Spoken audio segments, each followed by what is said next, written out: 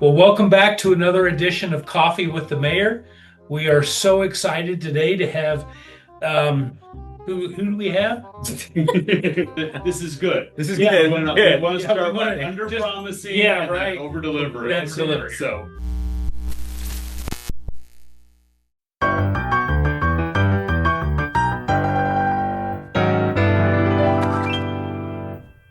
Well, welcome back to another edition of Coffee with the Mayor. We're so excited to have Nathan Eberline, the Executive Director of the League of Kansas Municipalities, with us. Of course, I'm Mayor Lou, and this is Matt Stiles, our City Administrator. And our goal today is to keep you updated while we all stay caffeinated. So again, welcome. It's good to have you, Nathan. And I know you're kind of on your way to somewhere, Yeah. and that's kind of the story of your life, I Yes. believe, is kind of you're here, you're there, you're kind of everywhere. So we like to start every edition of Coffee with the Mayor with a little thing we call Mayor's Mug Shots. And so we get the opportunity to tell what's in our mug and maybe why we chose that or why that's in our mug. Yeah. Today I'm going to let you go first. Matt. Oh, Yeah, all right. because I'm pretty boring. Everybody Yeah, well, knows what I I'm can gonna say. guess what yours is going to Yeah. be. I probably have the same thing you do today. Is You might. the honey jaguar from Rhubarb Market. It is caffeinated, which if everybody watches, I don't drink a lot of caffeine. So if I start floating out of my chair later, that is what is happening. watch for the jitters. Yeah, if Yeah, I start sure. getting like that, it's what we had today. Since we're remote in our city council room today, so we get a little different experience. So, but it's good. I got I put cream in mine, so I'm not Okay, not as there you go. hardcore as Now, there. let's just step back a second. Is it moo juice? Is it almonds that got milked, or what is it? No sir, no sir. This is good old fashioned powdered American coffee creamer from Coffee Mate. All sweet. I have no idea. I mean, I can't you tell you have what's in gone it. old school, man. Yeah, man. You're a total old school. I feel like we should have had some instant coffee crystals. Yeah, Maybe there some you go. Folgers for you Get some today. Folgers. That would have Sank worked. up some- Yeah. Would have made for the high quality. That's funny. Yeah, And Of course, the mayor, as always, is coffee flavored coffee. Whatever's coming out of the pot at Rhubarb is generally what I'm drinking, and I enjoy good black coffee. So Always a good choice. yeah, well, now we're gonna give you the opportunity. It looks like you've got some You actually got to go. some I stuff did. I on there. made it a point since we couldn't actually be a Rhubarb Yeah. Market. Right. I figured I would stop, and it is such a fantastic Oh, place. it's So, really- kind of my happy spot is having a book in a coffee shop, and that is right up my alley. So, Yeah. There you go. next time I'm in town, I Grab just yourself need a to book and stop there. So, stop at the Right library. on, Get yeah. yourself something. I never travel without a book. So, Oh, that's, fair. that's pretty. You and the mayor. Well, I'm right there with you, Yes. buddy. Yeah. I am right there with you.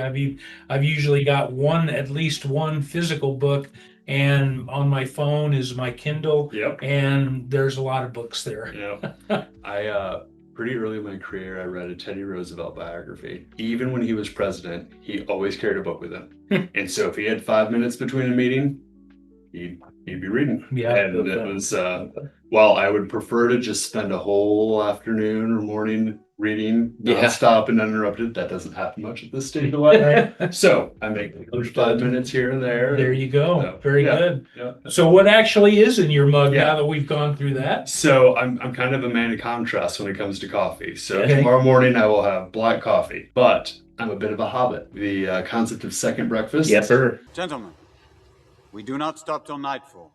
What about breakfast? We've already had it. We've had one, yes. What about second breakfast?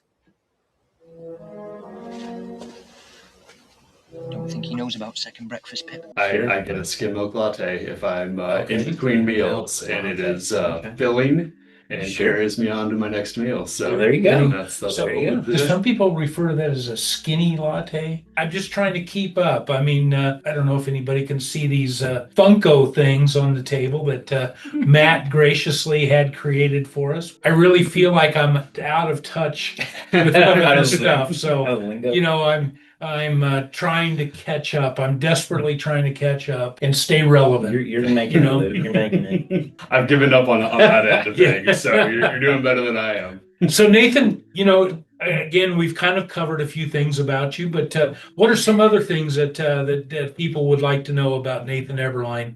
Well, if the question is what people want to know, there's no, we can end it right here. But Well, what would you like them to sure, do? yeah.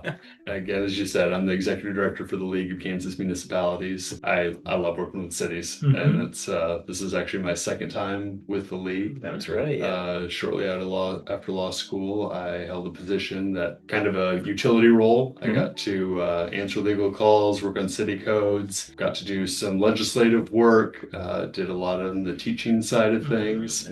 Basically, where people needed me, I got to fill in, and I just fell in love. And Matt, you're going to appreciate this. I was the liaison with the Kansas Association of City County Managers. That's right. Just seeing the degree of service and professionalism at the managerial ranks really just drove me to. You didn't hang out with us very long, did you?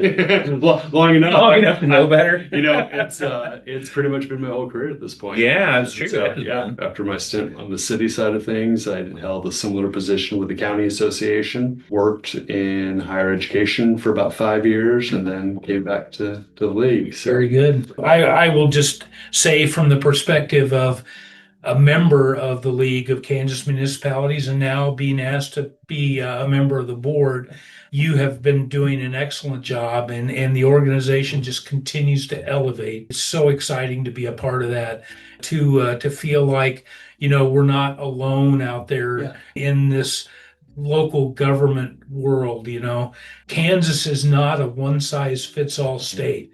I mean, we're very large geographically, but we're very diverse from a population standpoint, and where population densities are urban versus rural, and so forth. So, but we're going to get into a lot of that. It's very kind of you to say. And before we do, though, we're going to actually ask Callie to cut, and Matt and I are going to do a quick wardrobe change, if you don't mind. All right. And then we'll get into the interview.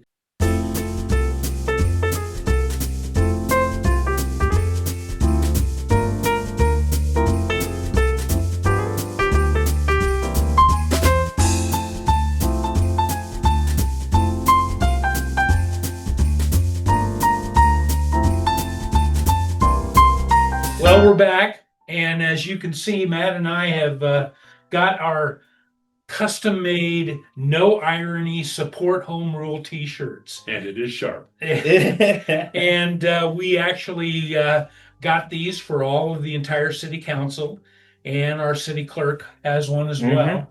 And there's one other person in the room that has one. I got one for you, Nathan. And I was wearing it on the way down here. So I chose to try to, set myself try up to a little present bit. yourself. I had it on the whole way down. So, Well, you were the inspiration for these shirts, just so you know. In my first board meeting, Nathan was talking about irony in the state legislature and how that comes to impact us at the local government level. I thought, man, that would look great on a shirt. Well, I'm always glad when I can inspire. So There you go. Well, the state's good at complaining, but they're also good at telling people what to do, and that's it is interesting. I grew up in northern Iowa, a small town, very similar size to Hillsboro. I experienced, and I think just about anybody who's come from a smaller place, how all the pieces have to work together if you're going to actually have community. Yes, there are services that are part of making a city, but they're so interwoven into bringing people together. You guys were talking about the bowling alley at the start of things, and having space and having events where people get to know each other, where they know their neighbors. It's essential. On the east side of the state, you've got Olathe as one of the big ones. On the west side of the state, you got Oakley, so you kind of got the alliteration going with the two O's. But the differences between the two are seismic, and in so many ways, and not just by the placement of it. Right. It's all symbiotic. It has to fit together, and if one is thriving but the other isn't, we got problems. We have to have the tools in place to help make it happen. That's a good jumping off point. I think that's a really strong frame for the conversation. We have Olathe and we have Oakley, right? Yeah. But there are still things that are in common with them that we all as communities have to deal with. What kind of challenges, what kind of opportunities do you see happening? I mean, what's going on?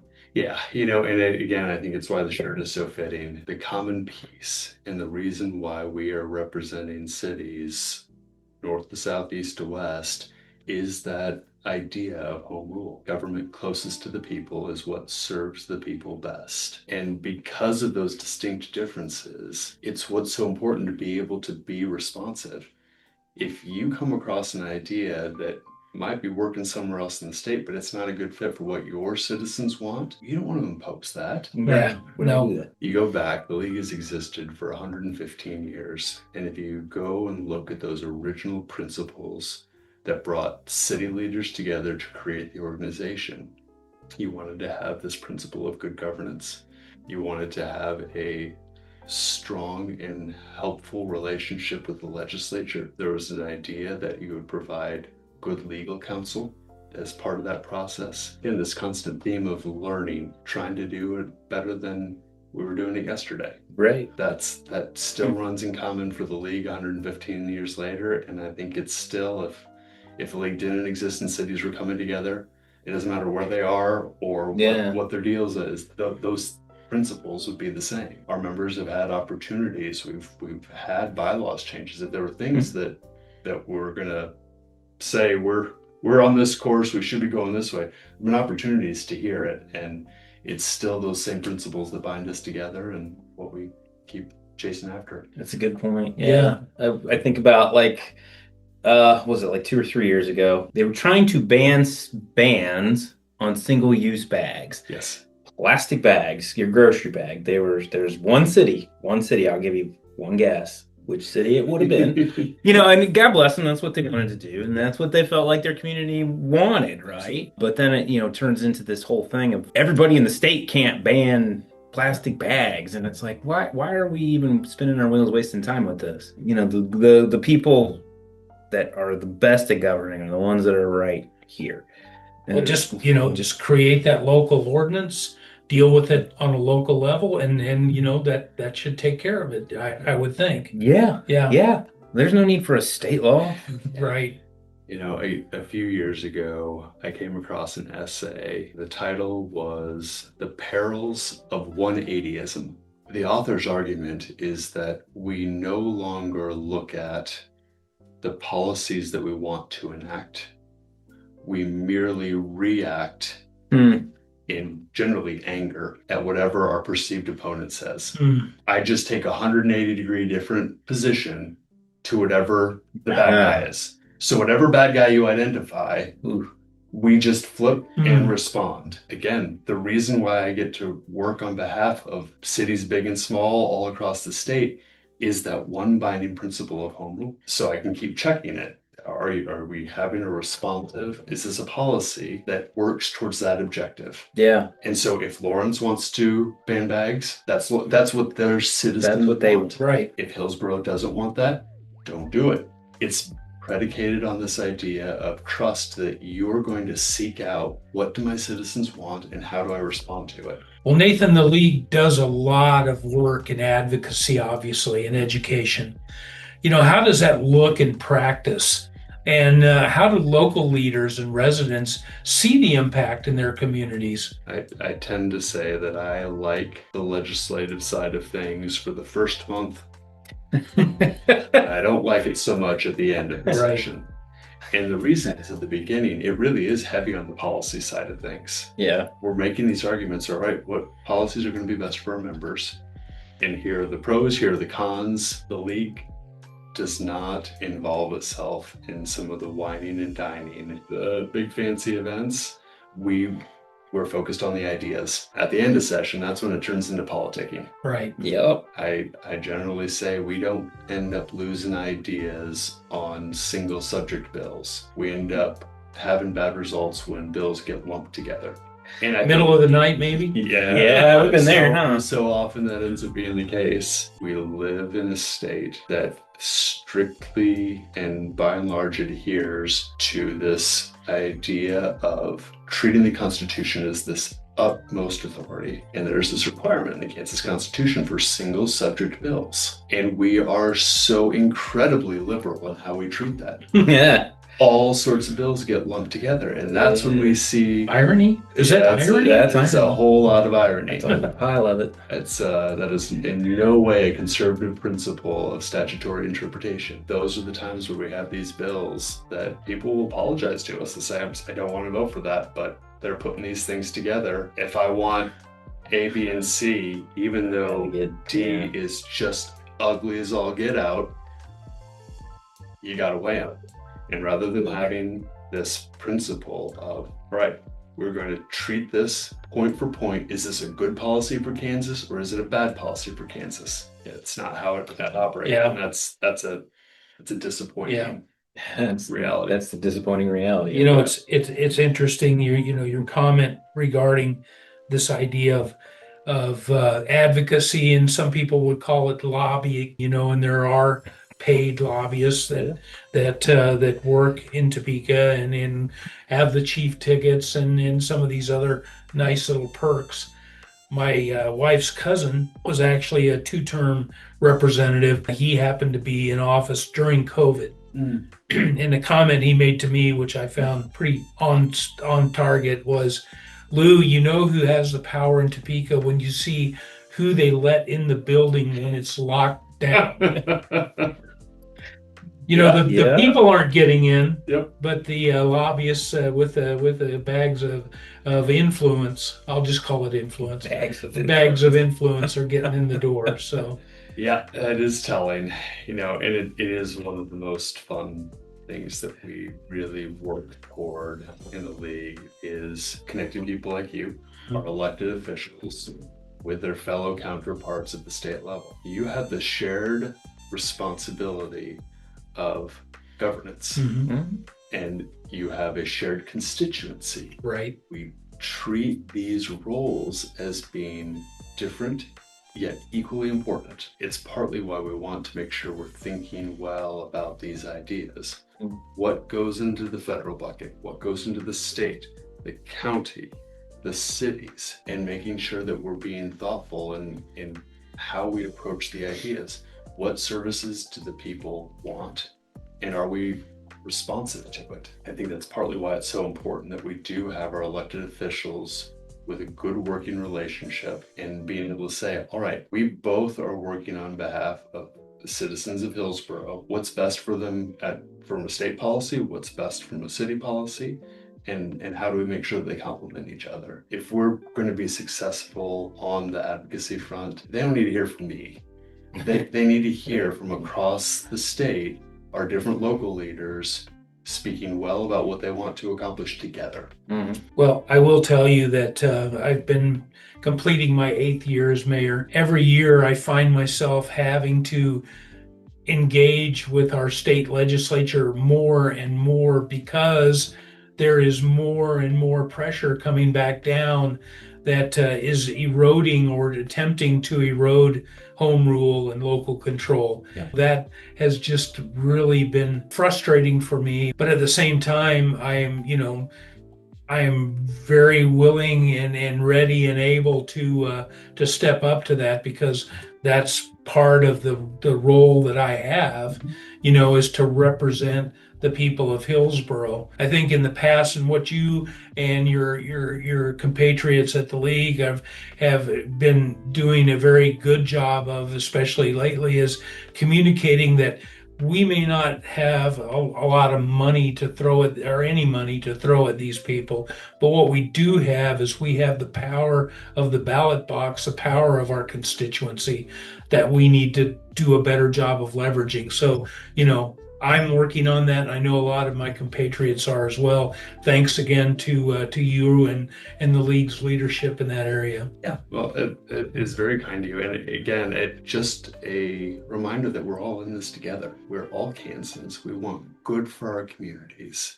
Going back to that idea of the perils of 180ism, if we treat this as an idea, well, this is us versus them, no good is going to come from that. Right. No. And so it is having a sober assessment of where are we, where do we want to be, and how do we get there. I used to say that I'd love to have all of our legislators sit down for a joint watching of The Godfather. And then Make them pause it. Not the opposite, But the refrain that It's not personal, Sonny. It's strictly business. when the relationships get in the way of what's best for Kansans, Mm. that's a big issue. Real And so is. you do see these instances of it's just, well, they're the bad guys. Yeah. And this goes both ways. I don't mean that just Oh, the yeah. legislature Right. saying We we don't do need that. Yeah. We Sure. see it go Yeah. both ways, and that cannot be the case. We may have a different vision of what the ideal Kansas looks like. Mm-hmm. If we let the personalities overcome the ideas in that pursuit of how do we get better than we are today, you get bogged down in the personal stuff. I got my 3 kids that are at home, just waiting for me when I get back. I want it to be better for them, Mhm. and that's the goal. It's amazing sometimes how heck, we see that at the county level sometimes where, the county and the city, we may not agree on something. Yeah. We have the same constituency. Yep. And the people seem to like disconnect that. Like Yep. our citizens are county citizens too and pay those taxes Yep. and state citizens. And so it gets really strange. And I don't know. And the other thing with that, I was just thinking while you were talking about it, Constitution, we revere the Constitution, but home rule is actually in the state Constitution. Absolutely. 1962, the voters approved that and put that in the state Constitution. So, we're playing fast and loose with the single issue thing, but we're also playing a little fast and loose with the home rule thing. So Yeah. you can interpret it however you want, but at the end of the day, we deal with different things at the state level. Like we'll argue about stop signs and they can argue about abortion or, whatever the big, Sure. issue is that they're having to deal with, but we're dealing with the nuts and bolts of, fixing the roads and making the water run and all those things. So Yeah, I recently had a chance to hear Governor Spencer Cox from Utah talk about how we engage. He made the comment that if he could have one single requirement for elected office, is that before you served at the state or the federal level, you served at the local level. oh yeah, be great. And, I do think you kind of talked about some of the challenges that we faced over the 8 years and working and more bills coming that run up against home rule. We have fewer people that have served at the local level. Mm-hmm. It is not uncommon for individuals to get real fired up about something, run for local office, thinking that they're going to wholesale change things. Right. And they get there and say, oh, that's an efficient, tight, conservative budget. Mm-hmm. And that fat that I thought was there wasn't there. If you don't have that foundational understanding or experience for how it works, it's really easy to govern any old way you want to without Issue-based politics, I just don't work well, especially at the local level. I call people like that one-hit wonders. They've got a hammer, and so every problem is a nail, right? Yep. Well, it's not. Some are different types of things, and a hammer doesn't solve all the problems. Well, it's interesting. Yeah, you talk about that. How many people, Lou, have we had at a budget hearing in your time? How many people? Zero. really In 8 years. 0 in 8 years, right? wow. And I've invited people, Yeah, personally and they don't. corporately and, They don't show up. ask for input and, but I never assume that everybody's happy or that everybody likes it. No news is good news is actually no news is no news. Yep. Yeah, It that's doesn't fair. mean anything in particular, right? Thus, why we're actually here today is part of this trying our hardest to communicate to our constituents, to the citizens of Hillsboro and the people that watch this particular program, what's going on and give them an opportunity to show up.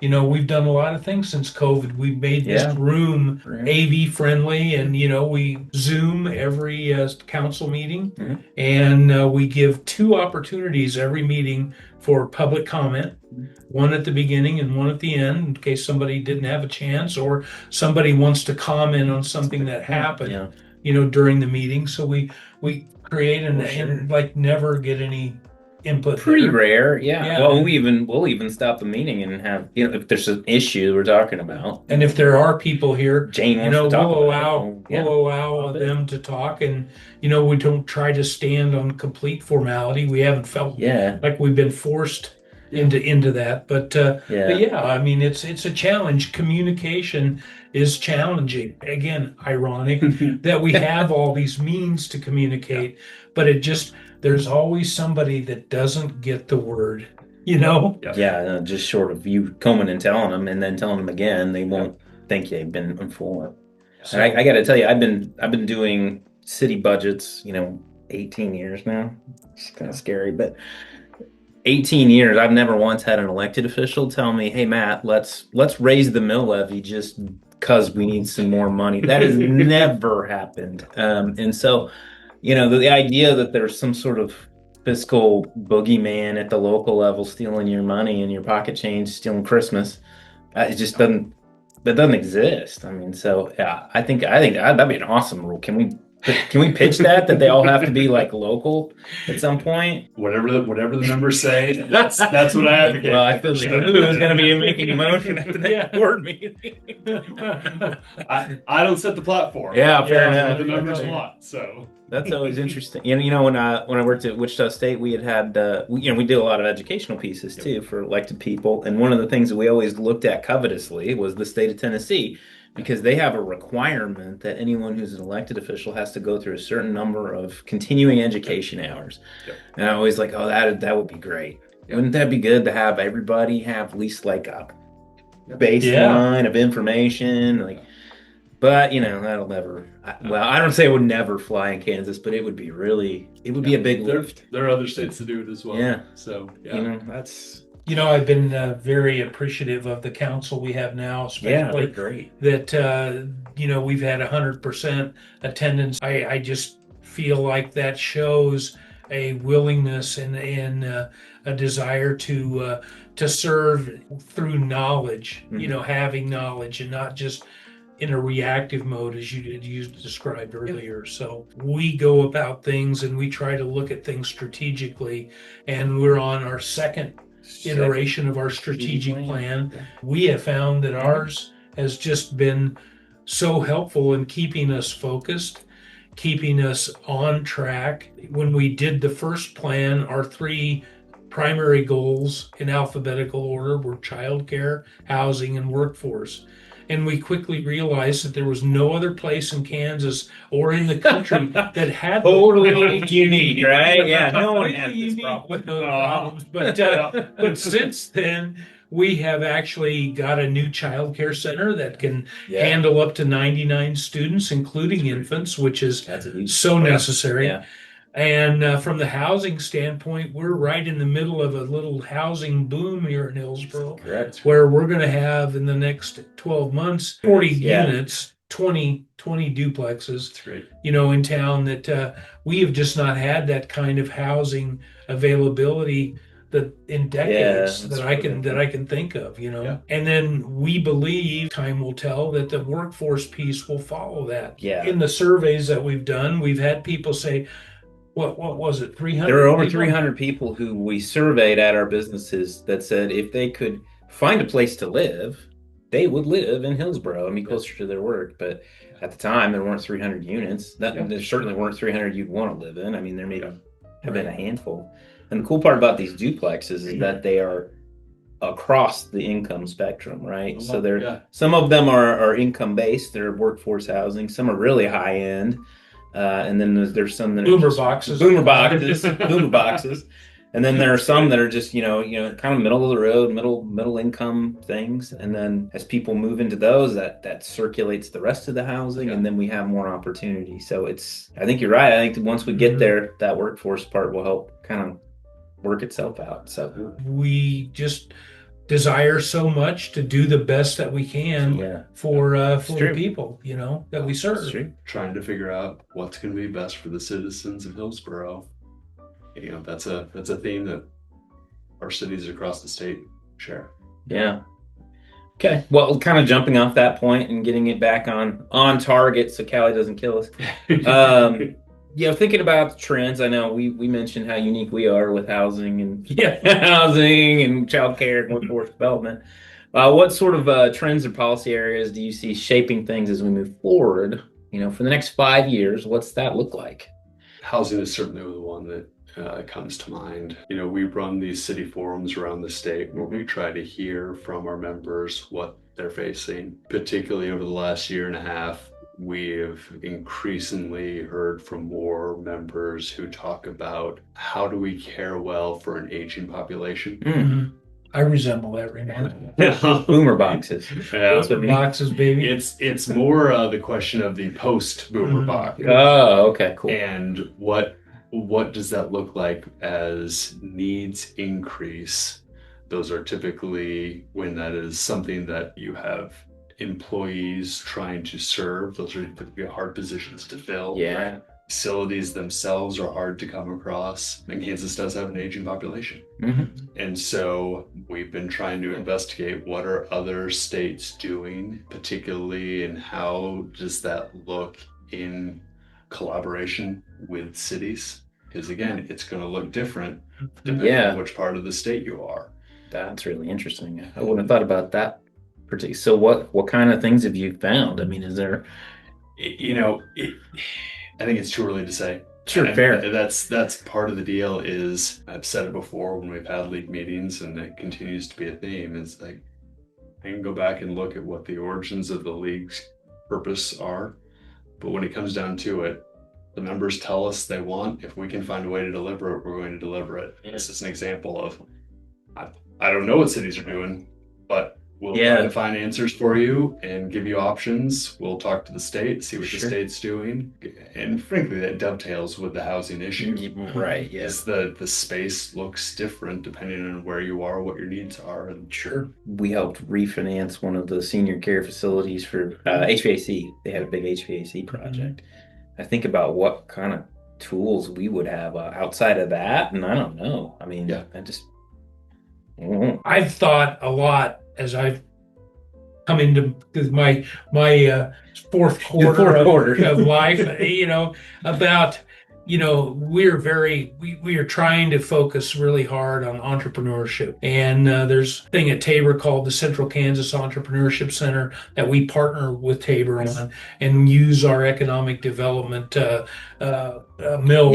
to support that. I always think there's got to be a business model that would support that, because so many people want to stay in their homes. Yeah. But there are just services and things that are needed, handyman, lawn care, snow removal, transportation, getting people back and forth to doctor appointments, and those types of services, those that will help keep people in their homes, and until such time as they just can't. And I think this relates to why it is a daunting undertaking. In many of those examples, you have people who are on a fixed income. Even if the entrepreneurial model exists, is there a market for it? Right. No. And that gets to be challenging. And that's the reason why I think we have more city leaders that are asking, it's like, okay, if we can just give a little bit of a lift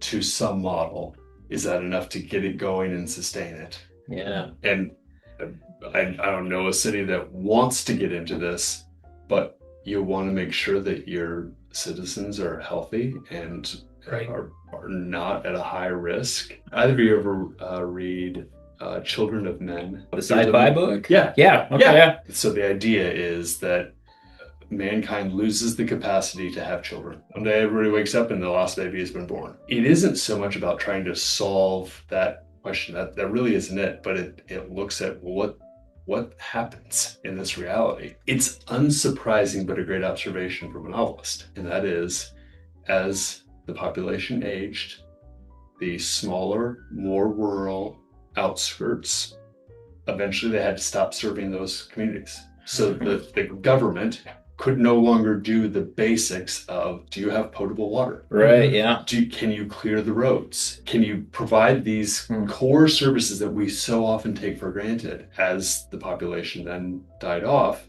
it just kept going to the next biggest hub. We, in some ways, see a microcosm of that in Kansas.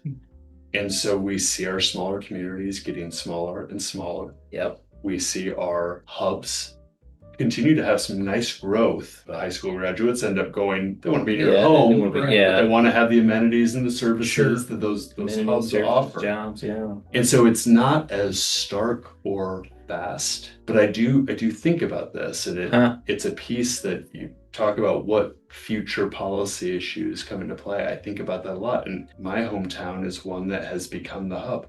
But all those schools that I got to play high school sports against, they consolidated, and you go back and like that doesn't look like the same Yeah. place Yeah, that it's not. I went No, it's to. totally different. And that kind of fits one of the objectives that the governing body has put together as an area of focus is how do we provide a better degree of understanding as to what cities do. Mhm. It's not a guarantee, but by and large, the last intentional time that students are likely to hear about local government is middle school, and usually it's in 7th grade in conjunction with your history of Kansas. Oh yeah. That tends to be, it kind of gets piggybacked on there. Either junior, senior year, you have American government, which is all federal. Mm-hmm. You might have some teachers that are going to do some focus on the other side. In some ways, it's more than understandable. Our country has this incredible history. True. And there's just so much to admire and explore that a semester or even a year is totally inadequate. It does leave the impression that this is everything that matters. Right. The presidential election every 4 years, that's all that matters. Area of government where you're going to have interaction is going to be local government. You can't wake up in the morning. You turn on water,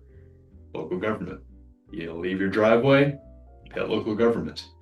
Something goes wrong, you're calling local government. Mhm. If you're relying on your memories from 7th grade to know how things work, those may not be the most reliable memories. Yeah, fair. May not. And so are we preparing our citizens for thoughtful engagement? Are we preparing them to be good citizens? And I would say that we're not. Mhm. My position gives me a degree of opportunity to go to DC and to work with both our delegation and with the administration, whoever's in office. That's more than most people ever get an opportunity to do. I've got to guess here, if somebody in Hillsboro wants to go have a cup of coffee with you, they probably have a shot at doing so. Mhm. Mm-hmm. You don't get to have that access, even at the state level, certainly not at the federal level. And so we're teaching, federal is all that matters. Right. But your opportunity, if you want to do something, if you look around and say, man, I'd like to make this happen, you can do that at the local level. Right. And so how do we equip our students to go into this incredible power we give them at the age 18? You get to vote. Yeah. You get to have Yeah. you get to have a voice in how we govern ourselves. But we don't teach them how to use it. I loved American government. It's a big reason why I took the route that I did. I would agree. I think it's so much fun. It's what I do for so much of my reading. So it's not to say that it's unimportant, but how do we put it together in a way that we're preparing people for citizenship? You have to know how it all fits together. It's that same principle we were talking about earlier for this idea of co-governance. The city, the county, and the state level, you need to have a basic idea of how does it fit together. Get to the new year and you get this property tax bill and like, what is this? What do I even get for this? If you haven't ever been taught, it's just frustration. I don't mean that to suggest any degree of ignorance. I think there are better ways that we can equip people to take on this responsibility of how do all these pieces fit together? Yeah, I think I think you're exactly Yeah. right.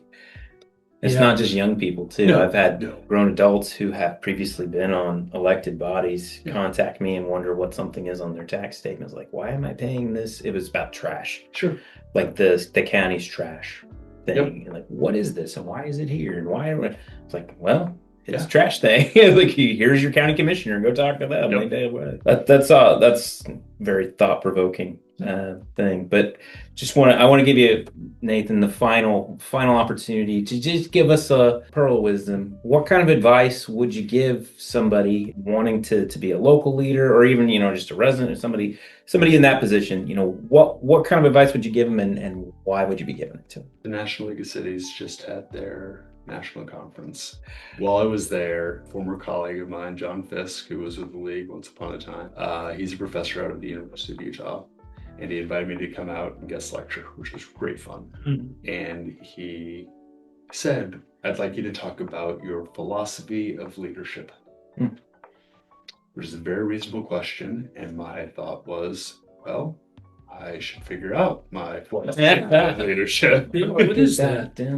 One of the pieces that I value on the small scale, but in the context of the larger picture, working to delegate effectively. I'm a firstborn child and I'm a bit of a people pleaser, and I like to do things the way that I think they ought to be done. But I only have so much capacity, and I've got incredible people around me.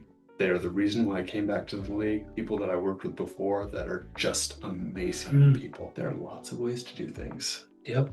And so letting go, letting them do things, providing instruction, parameters, ideas, talking through the considerations, but then letting go. That's a critical piece to lead well. That's a small scale, day-to-day principle that I really try to prioritize.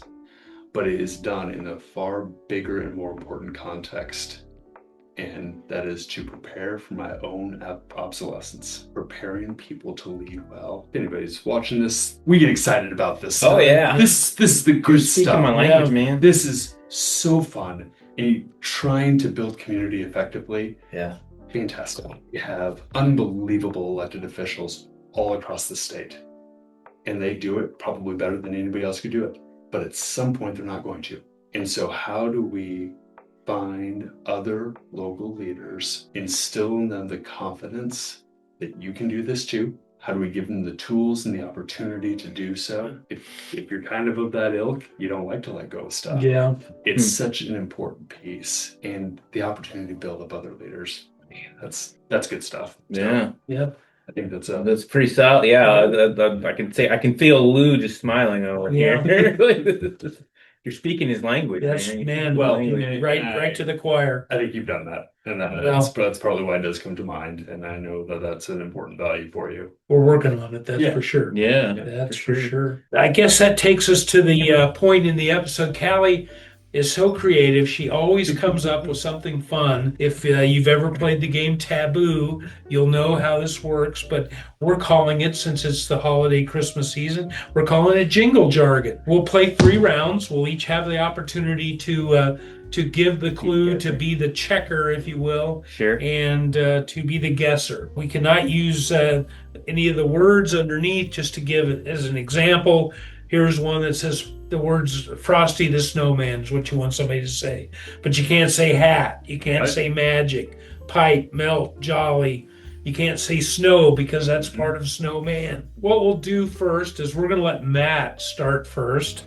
And Matt, you're going to be the clue giver. Okay. And so the way you win, and Matt's always, he's very competitive. So he always wants to know, what do I got to do to win? So the way you win is in the amount of time, and we've got the little egg timer here, that you can get, in this case, Nathan, because I'm going to be sitting here with this. If you get buzzed, put it aside and go to the next one. The most that you can get Nathan to guess, that will be your Those are score. the points. And then we'll just rotate through. Got this. Okay. And, Yeah. all right. Got this. Okay. Very Wait, good. If I want to win, doesn't that mean that I should try to do poorly? Oh, if that's I'm just strategizing. strategizing. you know what, Nathan, if that was the kind of person Well, we would not be have playing this game, extended wouldn't an we? invitation, Right. okay? Well, I will give my best. I know you will. I know you will. Okay. Here we go. Well, Ready? I'm gonna grab the timer. Tell me when. Let's go. All right. Old school cartoon. The claymation ones. With the people that I'm just gonna pick one off. This will be around the Christmas tree. Tinsel. It will be on the Popcorn. ground, and Santa. Essence. You got it. This comes from the Angel. sky, and it's usually Stars. like No. Yeah. Okay. Sorry. Snowflake. There you go. Okay. These are people associated with Santa Claus. Elves. There you go. This is something that you. Time. Dang. You did What was well. the You first got one? 3. Yeah, the first one was Heat miser. Heat miser. Oh man. Like you would have got that. That's That's a brutal. tough one. Yeah. Well, Callie doesn't make it easy. She just. Heat miser. Dang it. All right. So, All right. Nathan, you're in charge of the timer and the buzzer. I'll scoot over here so you can. Probably I'm a better guesser probably than a giver. All right. Well, now you're warmed up. I'm warmed up. I'm All right. ready to roll. All right. You Here we ready? go. All right. Let's do it. I was this person. Santa Claus. Yeah. Little Ralphie was blamed this for his glasses being broken. He shot his eye out. He blamed this. Oh, icicle. Yes. Nicely done. Let it blank. Let it blank. Let it Let us blank. know. Nice. We talked about what I was, but this is somebody that you wouldn't know. I wouldn't know. Yeah, but it's that person, and they're sometimes associated with this season, and you draw names and you call it. You're White elephant. you're on the Secret Santa. That's it. Ooh. It's the 12th. Oh. Was December. Oh. It is, dang, it is the 12th. All right, so I got it. you crushed me. I got Went ahead. four is your number. Four's the Okay. magic number. One of the most famous cartoons in the holiday season with Rudolph the Piano. Red-Nosed Reindeer, huh? music, with piano music. Oh, Charlie Brown Christmas. And we put bulbs and Tree, Christmas tree. it is not a Christmas music movie to some people, but Die Hard. and at another cartoon that's famous and old that has flying and present Rudolph the delivery. Red-Nosed Reindeer. And it is not Christmas, but a different point that's New Year's? celebrated this time of year. Hanukkah. It is something you go downtown and get presents. Time. I think you got 5. I think Nathan won. Yeah. Yeah. We make it This guy right here. He wins. Yeah. Winner. I'm sorry. You just set it up. You set it up for every guest, I'm sure. So, We don't have a chicken dinner, but you are the winner. I am the winner. You are. Look at that. That's You got limited Collector's edition. Collector's edition mug. There you go. Well, Nathan, again, it's been just so much fun having you here for Coffee with the Mayor. And yeah, I don't know how Callie's going to get this edited because we've really gone beyond ourselves today, above and beyond. Given the But, challenge. We're so thankful again for you coming. If people want to connect with Nathan Eberline or the League, where would you recommend or how would you recommend they do that? Well, lkm.org has all my contact information, and we try to make it easy. We're here to serve Kansans, and that's really at the heart of it. And Right. we do through the cities, and happy to help however we can. You can find Coffee with the Mayor on our YouTube, City of Hillsboro YouTube, and Spotify of all places. And so be sure to subscribe, and we're all living on clicks, right? Well, That's the I'm sure my mom will be Oh, very yeah. excited, so I Well, will that's continue great. to Might get another subscriber there. That's all right. All right. Well, I like that. Until next time, I want to wish everyone a very Merry and blessed Christmas and a Happy New Year. Be safe. Until next time, stay updated and caffeinated. We'll see you next time on Coffee with the Mayor. Thank you very much. Appreciate it.